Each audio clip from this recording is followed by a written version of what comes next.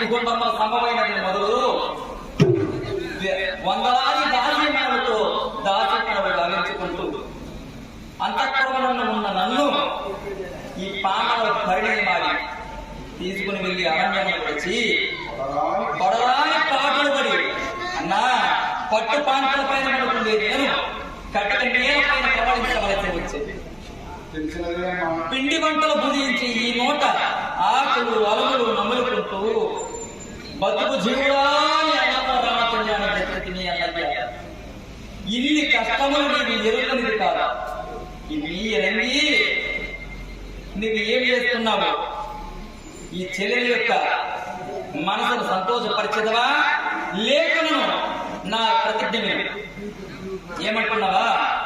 ఒకవేళ మీ భాగవతులు యుద్ధము వలదన్నా సన్ని సిద్ధమన్నా నేను నా చెల్లెలైనటువంటి సుభద్రను నా చెల్లి కుమారుడైనటువంటి అభిమన్యుడును మా వదిలి గారైనటువంటి మీ భార్య రెండో భార్య సత్యాదేవి గారు మేమందరూ మా అన్నగారైనటువంటి కృష్ణజీవులను మేమందరూ కలుగుని పోలన్న పానములు చేత యా యొక్క కౌరవులపై యుద్ధములకు సిద్ధముగా వెళ్ళేదినే గాని ఇటు సంధికి మేము వడంబడమన్నా. సంతోషం సంతోషం. నీ ధైర్యానికి మెచ్చిందమ్మా. కడుపులో ఉండే బాధ ఆవేదన అమ్మా ద్రౌపద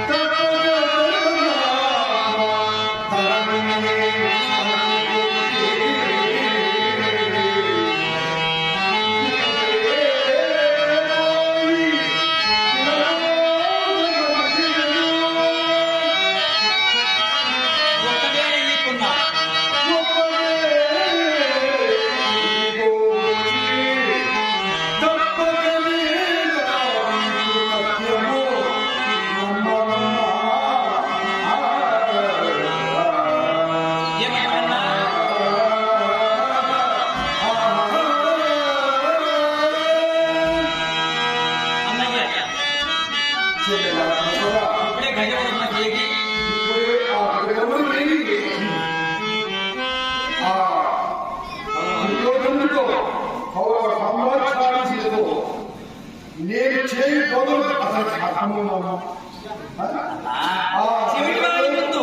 శంఖం ఎంత మూసి ఫలమే గాడిద ముందు గంధం మూసి ఫలమే బూడిదలో పన్నీరు ఎంత పోసి ఫలమే నైపుణ్యత మాటల చేత జరగబో సన్ని కార్యక్రమాన్ని కాక రంగి కార్యక్రమంగా కావించి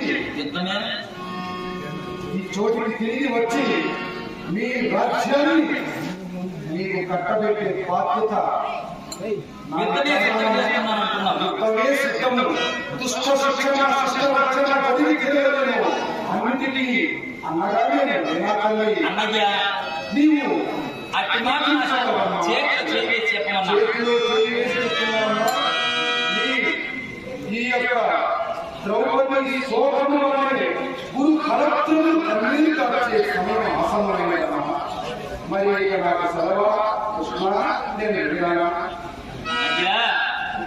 నీ పేరు నాకు పెట్టిందానికి ఇరువురికి బాధలయ్యాయి.